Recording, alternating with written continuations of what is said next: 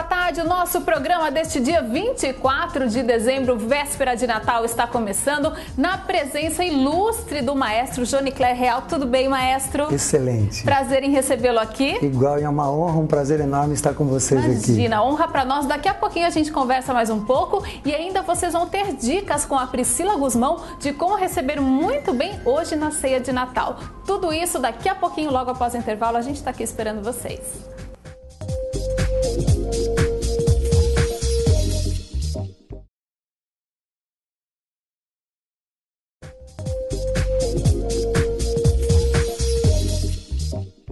Voltamos, eu continuo na presença do maestro Jonicler Real, que eu já cumprimentei, mas vou cumprimentar de novo. Tudo bem, maestro? Tudo ótimo, felizmente tudo ótimo. Prazer, dia 24 de dezembro, vocês aqui no nosso programa.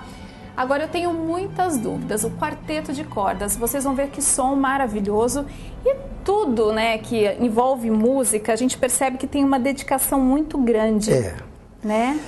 O estudo de música é um estudo infinito. Infelizmente, é uma carreira que se abraça e não tem fim. Os braços não se cruzam ao final. Você só vai abraçando e abraçando.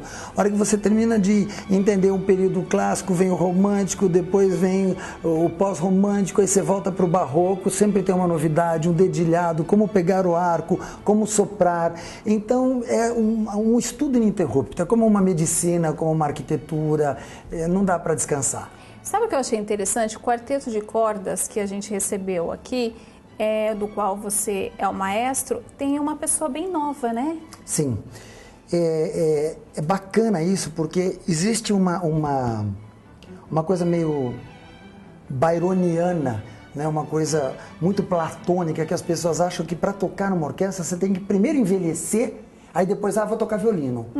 É o contrário, as crianças hoje começam a estudar violino, violoncelo, aos 4 anos de idade, aos 3 anos de idade. Você tem instrumentos hoje, o violoncelo, que é aquele negócio grande que você toca aqui no meio das pernas, para crianças a partir de 3 anos de idade. Olha. Com o tamanho de uma criancinha de 3 anos. Então hoje você, felizmente, tem no país, no Brasil, não só metodologias para crianças, e também instrumentos, o que nós não tínhamos até há poucos anos atrás.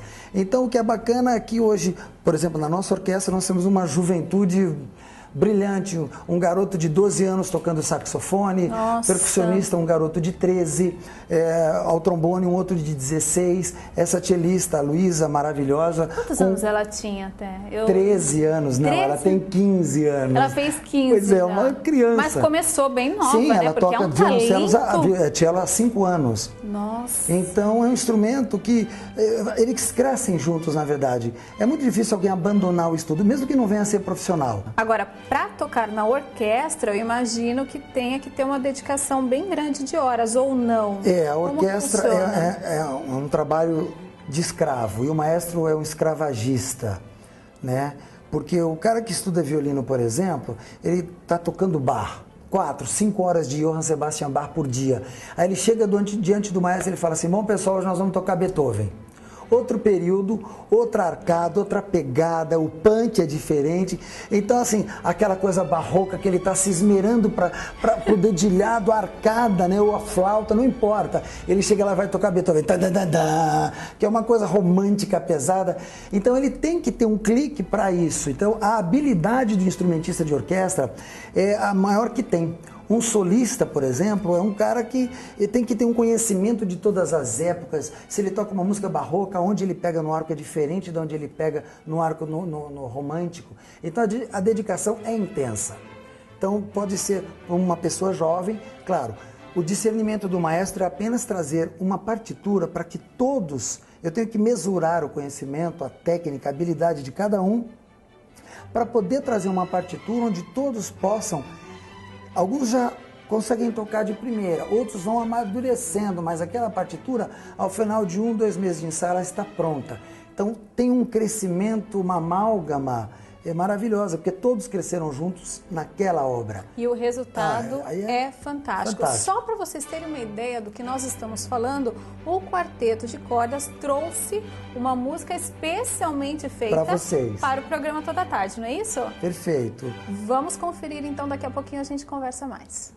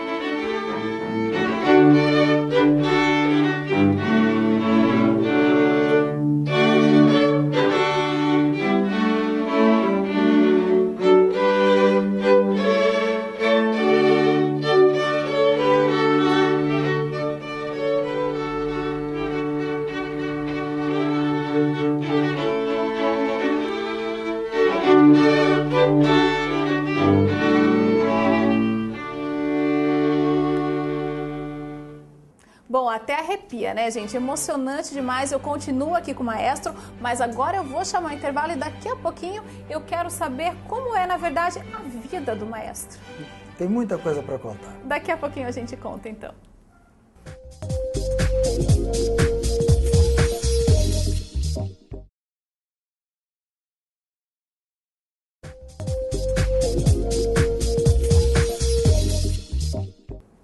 Voltamos aqui com o maestro e, como eu disse, eu tenho uma curiosidade muito grande em saber como é o dia a dia de um maestro.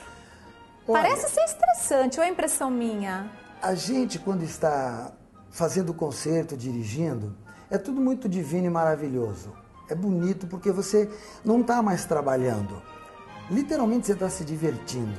Mas até chegar ali, o estresse que houve até chegar na apresentação é muito grande. Então, uma fala muito interessante que todo mundo fala assim, duas que eu gosto muito de citar. O que você faz lá se ninguém nem olha para você? Né? Primeira coisa, eles olharam durante o ensaio. Então, a pessoal aqui, nós vamos fazer isso nessa parte, né? Aí eu corrijo cada um, então durante o ensaio todo mundo olha bem. Quando a gente vai apresentar, ele só olha no momento de maior dificuldade, ou seja, se eu estou muito rápido e aqui eu quero ralentar a orquestra, então ele está tocando, ele resvala, olhar para mim, então ele quer mais lento. Porque o nosso humor enquanto maestro também muda. Então, já aconteceu inúmeras vezes de eu ensaiar a música num andamento e na hora da regência do concerto, eu fazer ou mais lento ou mais rápido. Entendi. Né? E aí eles têm que estar atentos. Tem que estar plugado. A gente tem esse problema mesmo, não tem jeito, né? Porque é uma coisa, isso mostra que a música erudita é uma coisa viva. Não é uma coisa morta. Essa música tem 300 anos. Não, ela está pulsando, ela está viva, né? E a outra pergunta que todo mundo tem uma maior dúvida de saber, o maestro tem que tocar todos os instrumentos? Não. Era a minha próxima pergunta, não? Não, porque veja bem, se você for dominar muitos instrumentos... É difícil, né? Mas como que você corrige, assim, é o você ouvido? Tem que tocar alguns instrumentos um poucão. Mas eu não tenho competência, por exemplo, para sentar na estante do violinista e tocar como ele. Mas pelo que eu estudei, eu tenho como pedir para ele, olha, nessa parte eu quero legato, eu não quero sautier, eu não quero martelato. Então eu tenho que dominar a linguagem e um pouco do savoir-faire. Isso é muito importante. Então, assim, eu não toco flauta, mas eu sei pedir para ele aonde ele vai respirar, aonde ele vai... Percebe? Você não executa, não. mas você sabe aonde você quer chegar. O nosso estudo de maestro nos habilita a fazer isso. Claro, eu estudei violino, piano, violão, canto. Então, isso te dá uma bagagem ampla. Então, eu consigo discutir com os músicos o que eu quero e o que eu preciso para fazer a obra, para lapidar. Entendeu? E eles entendem a mensagem e fazem então a partir do meu pedido. É muito importante um maestro dialogar com a sua orquestra. Todo mundo tem na cabeça que o maestro é um déspota. Houve na nossa história de regência exatamente os déspotas. Mas o diálogo é muito importante. Então, às vezes, um flautista levanta e diz, maestro, se o senhor fizer um pouquinho mais andado nesse momento do meu solo, eu não vou precisar respirar no meio do solo. Então a minha frase vai ser muito mais bonita, mais melodiosa. Ótimo, orquestra, vamos tocar, então melhora um pouco. E aí você conversa. Vai compondo. Exatamente. Então é preciso ouvir um músico. Porque esse negócio, ele fala assim, hoje eu vou reger a quinta de Beethoven, não existe mais. Hoje você rege a quinta de Beethoven, os músicos tocam com você, não para você. Importantíssimo. Mudou muito isso. Até a década de 50, os músicos eram escravos do maestro. Hoje não. Né? Hoje não. Hoje nós somos um grupo. Se o maestro não dialogar com o seu músico, você não consegue fazer nada. Ainda bem, né, que evoluímos Felizmente, a esse patamar. Agora, a orquestra, quantos músicos compõem? A minha orquestra, nós temos um grupo de 33 músicos hoje. Né? É o que nós chamamos de uma orquestra clássica. Quase romântica. E quando a gente fala disso, não é por causa do repertório, mas é por causa do período. Mozart era clássico. E Beethoven era clássico, mas o Beethoven começou a fazer uma orquestra romântica, ou seja, o que é isso? É pôr alguns instrumentos que não tinha na época do classicismo. Mozart, por exemplo, não usava com frequência trombones. O trombone era um instrumento que estava sendo descoberto, ainda não tinha uma afinação precisa, o clarinete ainda não estava bom. Agora em Beethoven não. ele já usa com discernimento isso. Então, a partir do período romântico, as músicas já começam a ter mais instrumentos na orquestra. Então, a nossa orquestra, hoje com 33 músicos, já é uma orquestra romântica, já tem os pezinhos no romantismo. Então, dá para fazer um Beethoven, uma coisa mais pesada, mais arrojada. Agora, é muito importante salientar uma coisa, principalmente para o nosso público, para o seu público que está nos prestigiando, que quando você tem um grupo como um quarteto de cordas, ou um ensemble de madeiras, ou até um quinteto de metais, é muito importante lembrar ao nosso telespectador que esse grupo leva nas costas uma orquestra. Quando você tem uma orquestra, todo mundo toca aquilo lá. Agora, um quarteto de cordas, eles são pinçados de uma orquestra e a responsabilidade, então, tudo é dobrado numa orquestra. Você tem 12 primeiros violinos, 12 isso, ou 4, 8, né? É sempre, a proporção é mantida. Aqui vem 4 instrumentistas suportando literalmente a orquestra. Então, quando você vê assim, vai tocar um quarteto de cordas em tal lugar, um quinteto de metais, são sempre os melhores. Porque é como se tivesse uma orquestra atrás dele que honra, não vieram. Que nós recebemos hoje. Exatamente. Nossa, uma honra. Agora, deve ser difícil lidar com a questão das apresentações e com agendas. Sim. Né? Porque o grupo é diversificado. E o grupo, nós temos essa felicidade. Cada um toca num casamento, num evento, num concerto, numa apresentação, numa firma, num batizado. Vivemos de música. Então, quando tem um concerto, esse final de ano, por exemplo, nossa agenda está bacana, então nós temos uma série de concertos. O que acontece? A gente tem que remanejar algumas coisas. Às vezes um tem um casamento aqui, o outro tem uma apresentação ali. Pessoal, tem um concerto dia tal horário. Então, a gente corre para... Vai compondo. E felizmente tem dado certo. Todas as apresentações temos estado com vamos dizer, o lastro completo, né? Isso é muito importante. Público presente também. Maravilhoso. Bom, eu queria agradecer a sua presença, achei sensacional.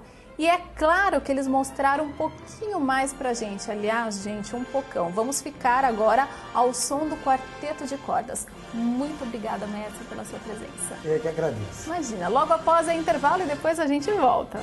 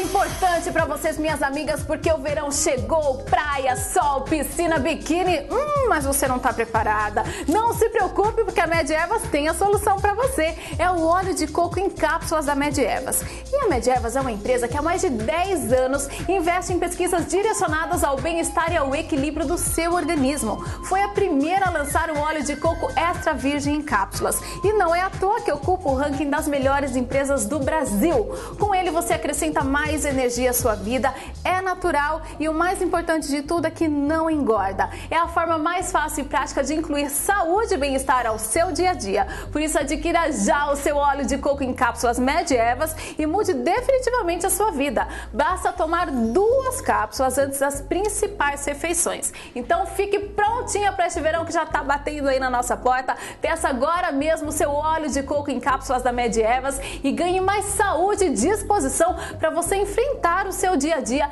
e encarar esse verãozão sem medo. Você encontra o óleo de coco em cápsulas da Medievas nas principais e melhores farmácias e no site que está aparecendo aí no seu vídeo, é saudeinbox.com.br. Exija sempre produtos Medievas. O atendimento é muito rápido, é seguro e você recebe o produto aí na sua casa sem complicação nenhuma. Medievas é uma empresa de raízes.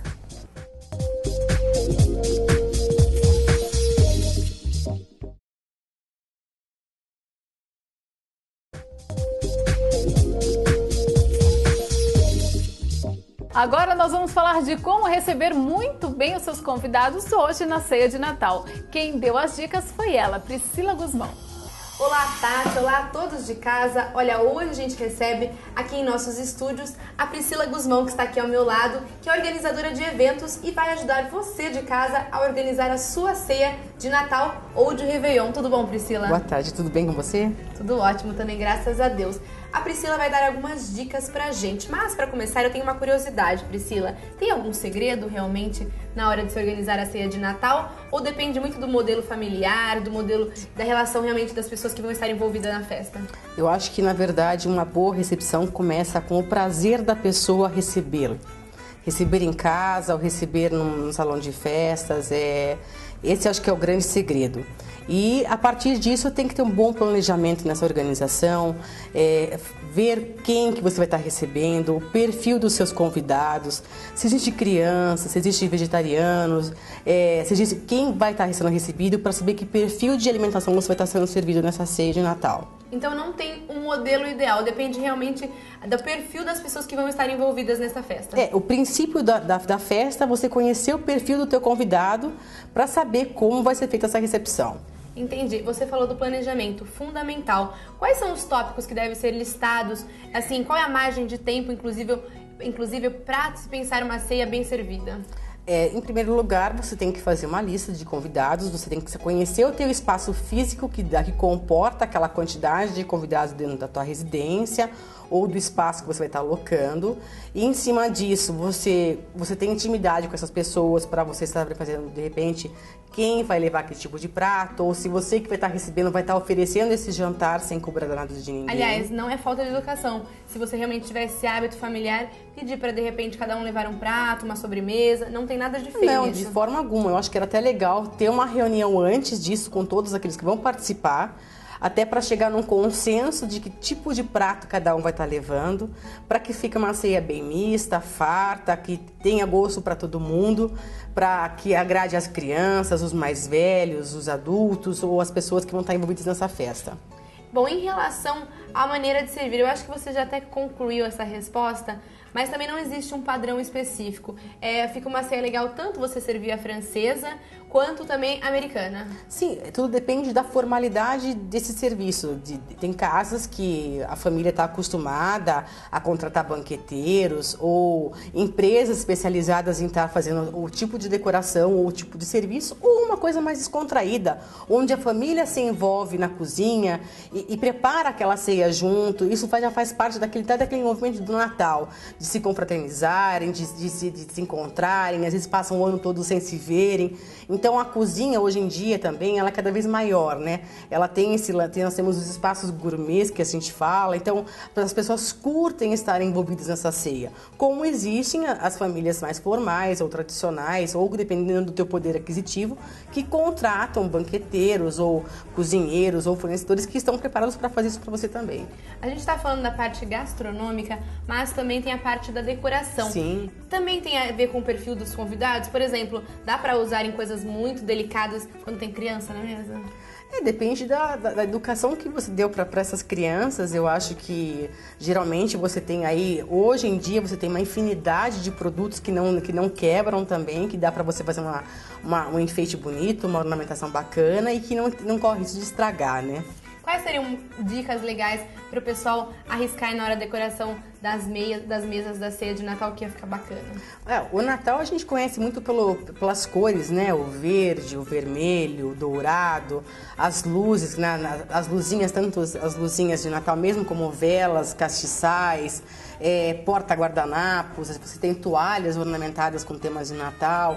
Tudo vai depender da criatividade. E em relação a preço, quando você pensa, né, vai ficar muito caro, hoje você tem uma infinidade de lojas que trabalham com preços de R$2 até 100, 200, 300 reais. Aí depende da criatividade de cada um que vai estar construindo aquela imagem, né? E não é feio, acredito eu, se repetir a decoração do ano anterior, se for necessário, realmente reciclar e reaproveitar, é feio? Eu acho que não, eu acho que vai do que você vai estar colocando na tua mesa, do intuito do Natal, que é a confraternização, é o perdão, é a união das pessoas. Então a gente não pode ficar pensando só no que vai comer, no que vai estar montado. Eu acho que a gente não pode perder o que é realmente o significado do Natal, né? Que as pessoas se reunirem, se confraternizarem, se perdoarem, agradecerem pelo tudo que teve de bom naquele ano. E lógico que a ambientação ela é muito importante, mas o intuito do Natal realmente eu acho que tem que ser muito mais valioso do que tudo isso. Então acho que as principais dicas são ser simples, sim, o básico sempre em cuidado alta, com suas atitudes. Não abuse na bebida, na roupa, descrição. Né?